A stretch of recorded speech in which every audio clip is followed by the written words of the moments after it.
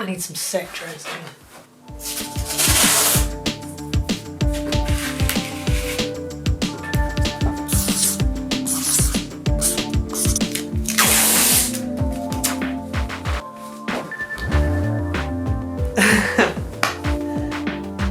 Perfect, okay. So, with Brokeback Mountain being released to Netflix in a couple of days, hopefully, if I get this edited on time, I thought I'd make a video where I fixate on a very hyper-specific area of the film and talk about it in detail.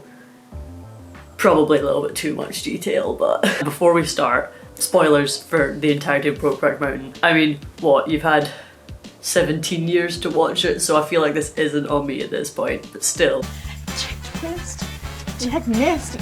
Okay, so Brokeback Mountain, released in 2015, directed by Ang Lee, tells the story of two cowboys, Ennis, played by Heath Ledger, and Jack Twist, played by Jake Gyllenhaal, in 1960s Wyoming, who fall in love while working together herding sheep. Over the course of their 2-decade-long love affair, they have to navigate their love and sexuality amidst their challenged marriages, strained family relations, job prospects, and a homophobic society that backstops their life. So, some of this script I wrote like a frantic flow state at 4 AM last night, and some of it I spent like 3 weeks going over for an essay for class. So, I mean, try and spot which bit's which. Hopefully you can tell a difference, because if not, that doesn't bode well for my essay. Am I being this bright the whole time?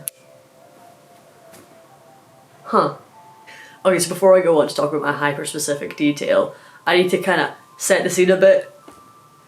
Quite a lot a bit. Bear with me. Okay, now, this film is not a love story. This film is not a love story, it's an exploration of hyper-masculinity and internalized homophobia. Jack Twist. Jack nasty. Every single thing in this film is built off of those two driving forces. So what we got now is Hyper-masculinity and internalized homophobia. everything's built on that. That's all we got, boy. Now, each of the two men in this film are affected by internalized homophobia and hypermasculinity to different extents. Jack Twist, through most of this film, is shown to be struggling with a sense of demasculinization, which makes him feel lesser in the hypermasculine world that he's a part of. The turbulent relationship he has with his wife's father stems from the fact that he feels demasculinized by him. In many scenes, his father-in-law belittles him in front of his wife and child. The relationship of the two comes to a head at a Thanksgiving dinner, where they fight over carving the turkey and how to raise Jack's child. Oh, that rodeo. Stud duck do the carving around here. You bet, LD. I was just, saving you the truck. Jack, throughout the film, is shown to have failed in the typically masculine roles expected from him in a heteronormative society. Jack is left unfulfilled in his life and dreams of the day that he and Ennis can own a ranch and live together. Ennis, on the other hand, falls victim to hypermasculinity in an opposing way to Jack. Ennis refuses to be seen as less of a man and does all he can to appear masculine. He embodies the strong and silent archetype to a fault. He rarely shows his emotions, even to the people he loves, and as a result ends up pushing almost everyone in his life away. This scene, where Ennis struggles to articulate his emotions to his daughter, who he's just found out is about to get married. Ennis is also quick to anger and is violent with his wife and Jack. Elijah Ward states that violence is a trait of hypermasculinity. These two moments are Ennis's response to his fear of not appearing masculine enough. The first shows Ennis assaulting his ex-wife Alma, who is played by Michelle Williams. This moment occurs because Alma confronts Ennis about his sexuality and his relationship with Jack. I looked in that case first chance I got, and there was my note still tied there. That line hadn't touched water in its life. Mean nothing, Elmer. Don't try and fool me no more, Ennis. I know what it means. Jack Twist. Jack Nasty. You didn't go up there to fish. You and him. Listen to me, you don't know nothing about her. I'm gonna yell from it. No! Ennis's fear of being seen as less masculine due to his sexuality leads him to lash out and threaten Alma. Similarly, the second scene. This scene occurs in the film after Jack tries to show affection towards him. Ennis fears about being seen as vulnerable and attacks Jack to mask the emotion, which Ennis believes to be unmasculine.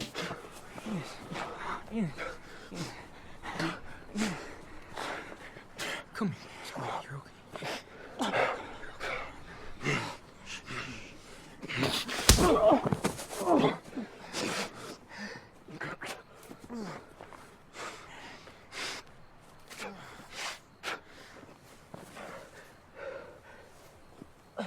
The fear of being seen as queer also stems from hypermasculinity, according to Ward. Not only is Ennis physically aggressive, but he's frequently sexually aggressive with Jack in what would typically be romantic moments, being rough and forceful when they kiss or have sex. This is partially due to his relationship with hypermasculinity, but also because he has conflated ideas of homosexuality and violence due to his internalised homophobia. Jack nasty. Jack nasty. Now, internalised homophobia also plays a huge part in shaping these characters throughout the film, and again it shapes the characters in two different ways, which could be explained by their childhoods and how they were raised. Jack seems to suffer from internalised homophobia to a lesser extent than Ennis does. We get told very little about Jack's childhood throughout the film, only really being told about his parents. There's a scene near the end of the film where Ennis goes to visit. Jack's childhood in this scene is suggested to be cold and distant. However, his parents have shown to come to understand who Jack is. Note the mason scene in this scene. It is scarce and plain. The house suggests a functional family, but perhaps not a loving one. Though not fully accepting Jack's sexuality, they seem to understand that Jack was queer. Jack's father and mother in this scene are also shown to understand how much Ennis meant to Jack. Jack used to say, Ennis Delmar used to say, I'm gonna bring him up here one of these days. Had some half-baked notion the two of you was gonna move up here. Gonna split up with his wife and come back here. So he says. Partially due to his upbringing, Jack, unlike Ennis, is able to reconcile with his sexuality. He's not crippled by fear about somebody finding out like Ennis is. Jack is able to see a future where his relationship with Ennis can be a loving and romantic one, the two living and working on his old parents' ranch. Ennis' upbringing, however, differs significantly from Jack's. Ennis, from a young age, was taught to fear and hate homosexuality by his deeply homophobic father. I tell you, there were these two old guys ranched up together down home. They found Earl dead in an irrigation ditch. Took a tire iron to him, spurred him up, and drug him around by his dick till it pulled off. You seen this? Yeah, I was, what, 9 years old? My dad, he made sure me and my brother seen it. Hell, for all I know, he done the job. The permanent effects of Jack's father's homophobia can be seen in this following scene. According to Glenn Wagner, many men with internalised homophobia feel a need to hide their sexuality from others. This scene demonstrates the paranoia Ennis holds about people finding out about his sexuality.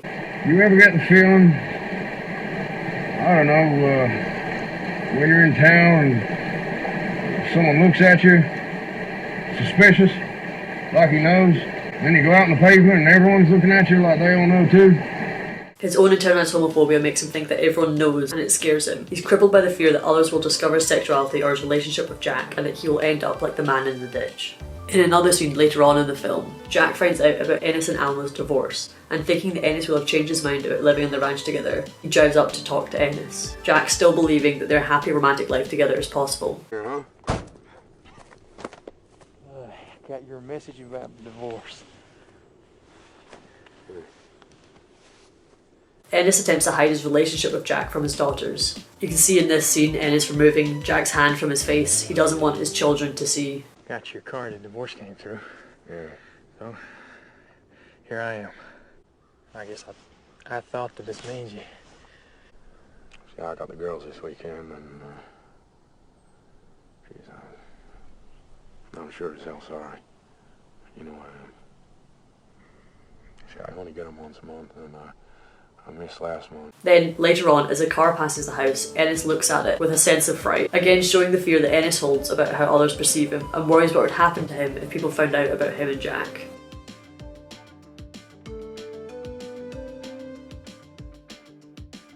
Ennis' fears, of course, are proven to be right by the end of the film, which, incidentally, okay, can we talk for a hot minute about how this film isn't Bury Your Gaze? I'm sure most of you are aware of the term bury your gaze, but just in case, bury your gaze is a concept that throughout most of cinematic history, queer characters have either had to become straight or be murdered or commit suicide by the end of their respective movies. Occasionally they just peacefully die, but to be honest, that is in the minority of the deaths of the characters. It perpetuates the idea that being gay leads to a lonely and deprived life. Now, in this film, I don't think it's bury your gaze. This film doesn't kill off Jack as retribution for his sexual perversion, but instead Jack's death acts to show the extent of the homophobic culture the two lived in, again underlining the dangers the men faced by merely existing in such a homophobic society. The deliberate choice to kill Jack changes the entire representation of the two characters. No longer is Jack seen as a realist and Ennis being irrationally fearful, but instead it reframes to show that Ennis' fear was reasonable and perhaps saved his life. It flips the traditional romance ending of happily ever after and instead acts to show that until homophobia within a society is eradicated, people like Jack and Ennis will not have a typical romantic Hollywood ending. Okay, anyway, you back. What was I talking about? Oh yeah, cars. I promise I'll get to my point eventually. Oh, you can't see my shirt. I deliberately wore this shirt today because I thought it fitted with the theme of gay men in cinema. Ennis cannot come to terms with his sexuality. To him, his love of Jack is, in his own words, And this thing grabs hold of us again. something to be fought against and kept secret. He does not consider his sexuality to be part of his identity at all. Later in the film, Ennis describes queer men as Boys like you. boys like you. I'm hoping I'm gonna put clips on this that is not just my really, really poor Wyoming accent. Demonstrating that Ennis does not see himself as LGBT. Ennis is shown to blame Jack for his own sexuality, stating while breaking down in tears. Because of you, Jack, that I'm like this. Ennis finds it impossible to reconcile with his own sexuality, hiding it from everyone, including himself. Where Jack dreams of a future living happily together with Ennis, Ennis does not see this as a possibility, stating, Two guys living together? No way. You know, we can get together once in a while, way the hell out in the middle of nowhere, but to him, a romantic commitment with Jack would be impossible, having been taught his whole life to fear and hate homosexuality. He is unable to see any future in their relationship other than in a hidden, hyper-sexualized manner. Jack nasty. Jack nasty. Now, I promise you that this video would hyperfixate on an extremely minor part of this film, and that part is hats. Jack nasty. Specifically, the hats the two men wear the first and last times they meet each other. Clothing is used throughout the film to show different things about the characters, for example the wealth differences between the two men, but a hat specifically tells a really interesting minor detail that I missed in my first 5 viewings of this film. I've watched this film a lot. Now, unfortunately, before I can talk about hats, I need to go on a slight tangent about 1960s cowboy films. Bear with me. Jack nasty. Brokeback is clearly inspired by the cowboy genre. This is important for 2 reasons. First reason being that the story told in Brokeback, 2 men falling in love and struggling to balance their identities with their lives, could be told in any genre. The choice of making it a western is a deliberate and political one. The western as a genre is steeped with cultural importance in America. Additionally, the protagonists in western movies are traditionally the brave, stoic John Wayne and Clint Eastwood types. In other words, the western symbolises America and the archetype of the American man. By combining the excessively masculine genre with an LGBT love story, it challenges the idea of queer men as being effeminate or weak, offering a new representation for queer men.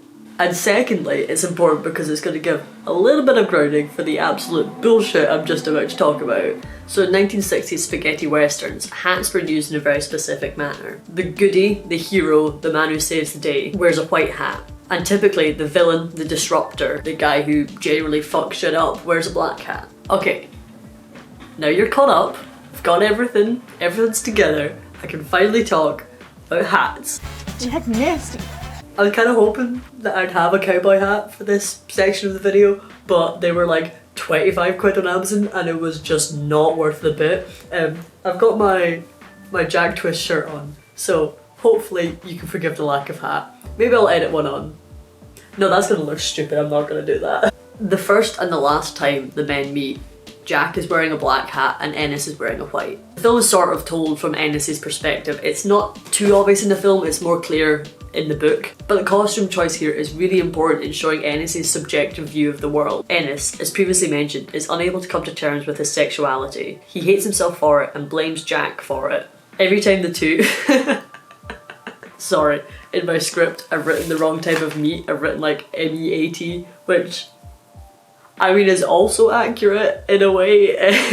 Every time the two meet, Jack is the instigator of things. Jack invites Ennis into the tent, Jack makes the first move, Jack sends the postcard, Jack drives to his house, Jack talks about his dreams of the future. Ennis is able to see himself as a passive bystander in the events that happen to him, however inaccurate this is. The hats are important because Jack, just like the baddie cowboys of the 60s, is seen by Ennis as a disruptor to the life that Ennis believes he has to live. To him, if it weren't for Jack, he'd live a normal life, and therefore he blames Jack for his own self-discovery, self-hatred, internalised homophobia and fear. The hats act as an on-screen representation of Ennis's own internalised view of the two's relationship. It signposts to the audience from the very first fucking scene. Not the first fucking scene, it's before the first fucking scene, it's from the first... I'm gonna just do this take again. It signposts to the audience from the very first scene that the relationship will not be able to succeed if Ennis is not able to conquer his own internalised prejudices. And it's all because the hats. So, in conclusion, I kind of got bored in this part of the script, so my script literally says, in conclusion, IDK waffle. So in conclusion, Ang Lee adapted a good source material and made it into an incredible movie. Side note, a lot of people don't know that this was a short story first. It's actually like a really good read. It's like 60 pages, so you can do it in like a day. It's definitely worth a read, especially if you like the film. The film was a shockingly close adaptation, they hardly changed anything. Through subtle details like the hats and many others that I'm sure I'm yet to discover, plus his astonishing cinematography, ignoring the CGI mountains. He's able to elevate the source material to such a beautiful and heartbreaking level. Not even to mention the performances by Jake Gyllenhaal and Heath Ledger, which are... and the supporting cast. Oh, everything about this film. I love... Did you know that I like this film? Because I like this film. I haven't watched it already. Trains. Ants. Ants. What was I saying? Oh yeah, this film drops on Netflix on the 5th of February, and if you haven't seen it already, I cannot recommend it enough. And if you have seen it already, you should watch it again. It's a good film. I love this film. Watch this film. Yeah, that's me done. That's the video. I've got to stop editing videos like this. One day I'll write and do a video. Jack Twist, Jack Nasty. Jack Twist, Jack Nasty.